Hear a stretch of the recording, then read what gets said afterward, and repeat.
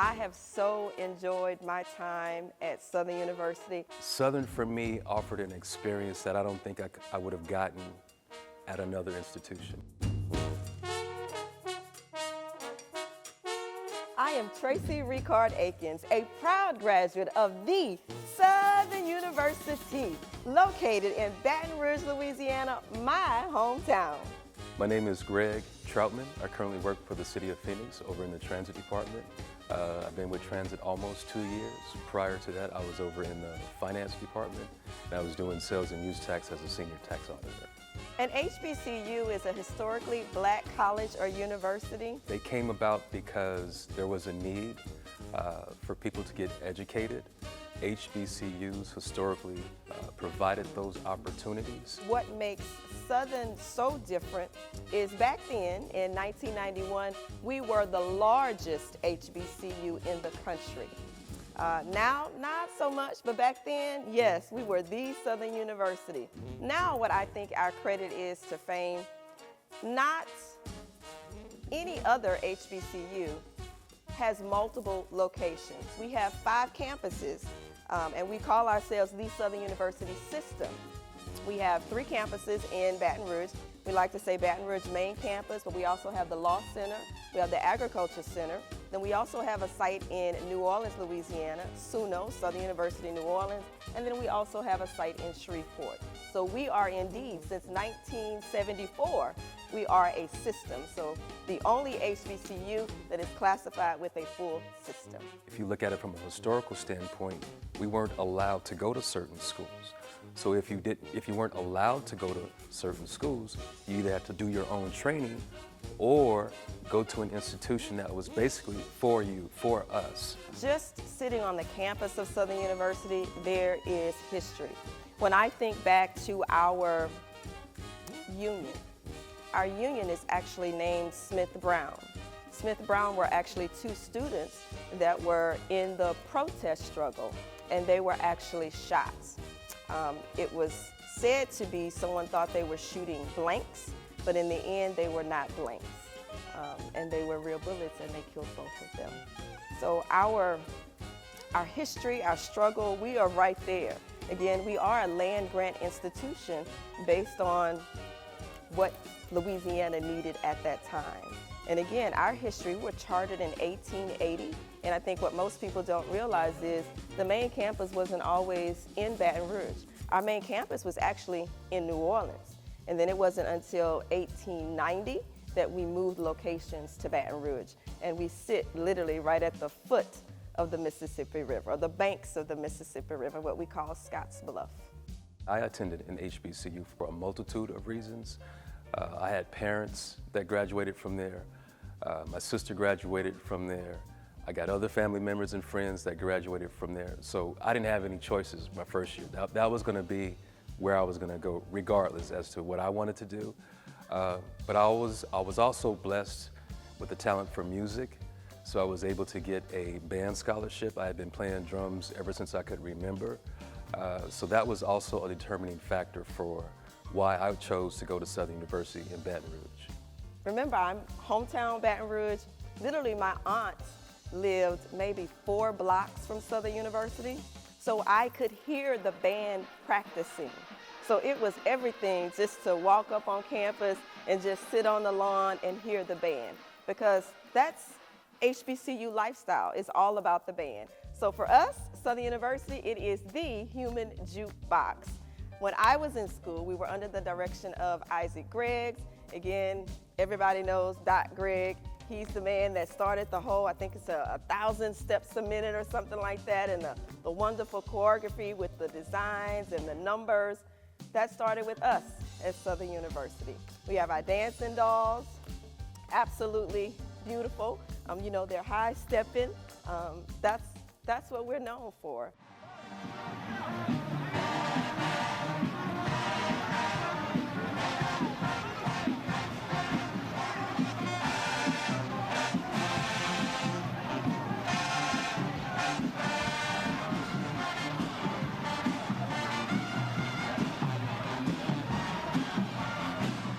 At Southern or an HBCU, not only do you have to play, right? You also need to be able to read, of course, but you have to dance, right? So I'm not the best of dancers, but I could do what I needed to do, but it was an experience because a lot of the competition down there, totally different level.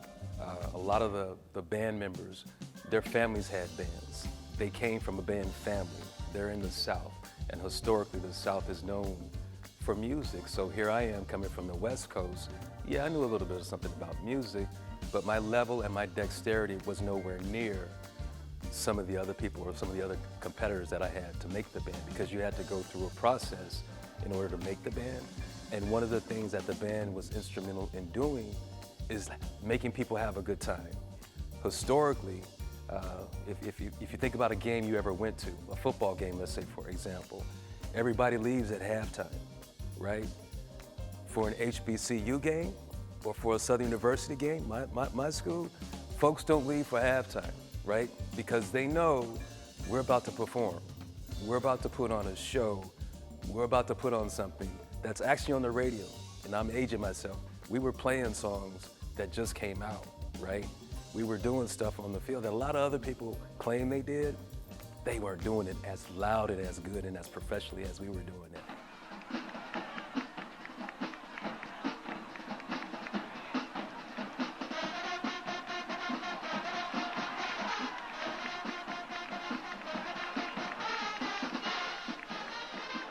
I mean, you know, that's the life of any HBCU. It's certainly football season. But for me, that was everything. Bayou Classic. Again, I was in middle school when I started going to Bayou Classic. So for me to say, wow, I'm a true Southernite now, I have my own ID versus just sitting on the visitor side, that was everything. As I got older, I pledged Omega Psi Phi Fraternity, one of the greatest fraternities in the world. Again, there was a process in order to do that. I think historically, it goes back to what I said earlier about institutions and HBCUs. There wasn't an opportunity for like-minded men or women to be a part of society, let's say, or to be a part of certain organizations. One of the things that came about, or one of the ways that it came about, was because we needed to have a type of movement where people's rights or choices or their educational opportunities or their livelihood opportunities were made available. And one of the things that fraternities and sororities were responsible for was helping to push that. Now, I'm not saying that fraternities and sororities was the only way that that could happen, but that's how they came into existence. That's what they're about today, as a matter of fact, is pushing certain issues or certain programs or offering solutions to what's going on in the world today. And it doesn't matter what organization you join, because if you look at it, it's all about the same, I think, at a base level. And I think that has allowed me to grow into the person that I am today. I use my voice more now because I am indeed the Far West Regional Director for Delta Sigma Theta Sorority Incorporated. So certainly my experience as a collegiate gives me that strong foundation of what I need in the role that I have now, even with the City of Phoenix as the Curriculum and Training Coordinator. It has given me a solid foundation. One of the things that's important is to give back. And one of the things that I was able to do about 3 years ago was help to form a nonprofit. It's the Southern University Alumni Federation, Arizona chapter.